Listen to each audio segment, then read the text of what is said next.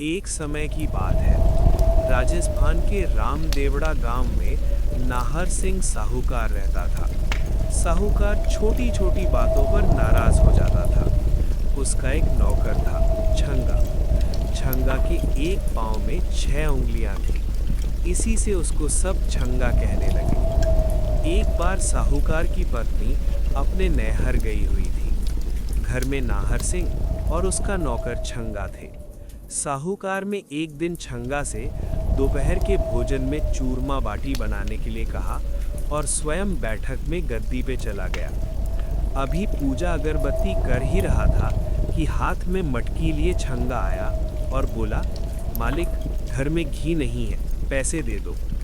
पैसे लेकर वो बाजार से घी लेने गया। घी की मटकी दुकानदार को देकर वो मदारी का तमाशा देखने लगा। तमाशा समाप्त हुआ तो उसने घी के पैसे दिए और मटकी लेकर आ गया। साहूकार ने छंगा को आते देखा तो पूछा, घी ले आया? इधर ला, जरा चक्कर देखूं तो कैसा है। साहूकार ने घी निकालने के लिए उंगली हंडिया में डाली। ये क्या? ऊपर ऊपर घी था, नीचे दही भरा था। साहूकार ने अपना माथा ठोका। किस बेवकूफ से पाला पड़ा है, मेरे पैसे लुटा आया है। क्रोध में साहूकार ने पास में पड़ी छड़ी उठाई और तड़ातड़ 10-5 छंगा के जमा दी। छंगा कराह उठा। उसने मन ही मन कहा, एक दिन देख लूंगा। ऐसे ही कुछ दिन बीतने पर साहूकार ने छंगा से कहा, आज मुझे दावत में जाना है, मेरी नई मोजरी में तेल लगाकर रख देना। जी मालिक, छंगा ने उत्तर दिया। सायंकाल साहूकार ने अंगरखा पहना, पगड़ी लगाई और तैयार होकर छंगा को पुकारा। अरे ओ छंगा, मेरी मोजरी लेकर आ तो। छंगा तुरंत तेल का कनस्तर लेकर उपस्थित हो गया। ये क्यों लाया है? साहूकार चिल्लाया। ये रही आपकी मोजरी, छंगा ने कहा। कहाँ है? यहाँ, तेल के इस कनस्तर में है, छंगा का जवाब था।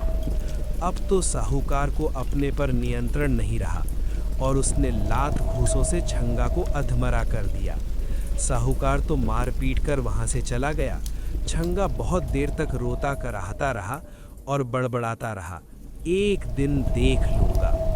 कुछ दिन बाद साहूकार ने छंगा से कहा, मुझे तेरी मालकिन को लिवाने अपनी ससुराल जाना है, तुझे भी मेरे साथ चलना है। ससुराल ले जाने के लिए घेवर और मिस्री मावा ले आना। रास्ते के लिए कचौड़ी रख लेना। ऊँट को खरेरा कर देना। यहाँ से सवेरे सवेरे निकल लेंगे।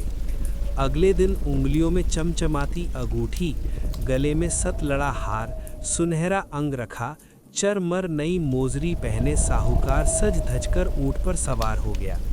मालिक, आपकी अंगूठियाँ तो खूब चमक रही हैं। हाँ, शुद्ध सोने की बनी है। सुनहरी चमक वाली चीज़ें बहुत कीमती होती हैं, साहूकार ने गर्वपूर्वक कहा। सूरज आसमान में ऊपर चढ़ाया था। साहूकार ऊँट पर सवार आगे था, पीछे पीछे छंगा सामान उठाए पैदल चल रहा था। साहूकार के आभूषणों की चमक से रास्ते की रेत बार बार चमक उठती थी। छंगा को साहूकार की बात याद आई। चमकने वाली सुनहरी चीज़ें कीमती होती हैं। उसने रास्ते की चमकती रेत मुट्ठी में भर भर कर खाने व मिठाई के थैलों में डाल ली। रास्ते में एक बगीची में कुएं के निकट साहूकार ने ऊँट रोका। छंगा ने पानी भरा। साहूकार ने चबूतरे पर बैठकर मुंह हाथ धोए और छंगा से खाना निकालने को कहा। छंगा ने प्याज की कचौड़ी, मिर्च व लहसुन की चटनी और साथ में कुछ मिठाई भी परोस दी। जैसे ही साहूकार ने पहला निवाला मुंह में रखा, उसका मुंह किरकिरा हो गया। वो चिल्लाया, ये क्या मिलाया है खाने में? छंगा ने जवाब दिया, सुनहरी रेत। ससुराल खाली हाथ जाना पड़ेगा, सराय आने तक भूखा रहना पड़ेगा। यही सोचकर साहूकार अपने क्रोध पर काबू नहीं रख सका। उसने फिर छंगा की मरम्मत कर दी। छंगा कहता रहा, मालिक, मैंने क्या किया है, क्यों मारते हो? उसको अपनी गलती समझ में नहीं आ रही थी, पर मन में उसने साहूकार से बदला लेने की बात ठान ली। अब तो इसे देख ही लूंगा, वो बोला। सांझ हो चली थी। धुंधलका फैलने लगा था। साहूकार ने सराय में डेरा डाला, आभूषण उतारे, कपड़े उतारकर खूंटी पर टांग दिए, नहाया, खाना खाया और सो गया। साहूकार को सोता देख छंगा को बदला लेने का मौका मिल गया। उसने साहूकार के आभूषण व कपड़े पहने, तैयार होकर उसने वहीं से कुछ मिठाई खरीदी व ऊंट पर सवार हो साहूकार की ससुराल जा पहुंचा। वहां जाकर कहा, मैं तुम्हारे जवाई का मित्र हूँ। तुम्हारा जवाई पागल हो गया है और बिना बताए घर से निकल पड़ा। मैं उसे ढूंढने निकला था।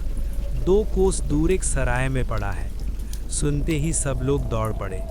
वहां जाकर देखा, जमाई सा खाली जांघिया पहने लेटे थे। अपने ससुराल वालों को अचानक सामने देख साहूकार हड़बड़ा गया। कहना कुछ चाहता था, मुंह से कुछ निकल रहा था।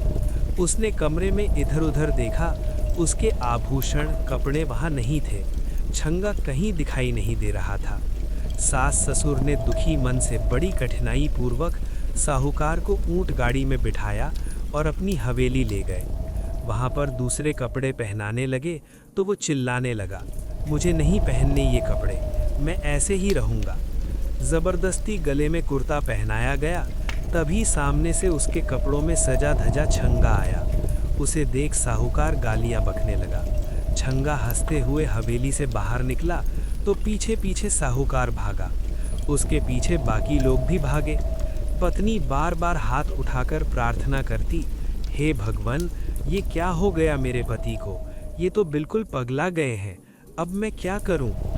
भोजन के समय फिर छंगा ने साहूकार को तंग किया, सब लोग इनको ज़रा ठीक से खिलाइए, 3 दिन से खाना नहीं खाया है। अब कोई कहे खीर खाओ, कोई कहे पूड़ी खाओ, कोई चूरमा खिलाने की कोशिश करे। साहूकार सबके हाथ झटक कर खड़ा हो गया और क्रोधपूर्वक बोला, मुझे कुछ नहीं खाना, इसी को माल पकवान खिलाओ, मैं जा रहा हूँ।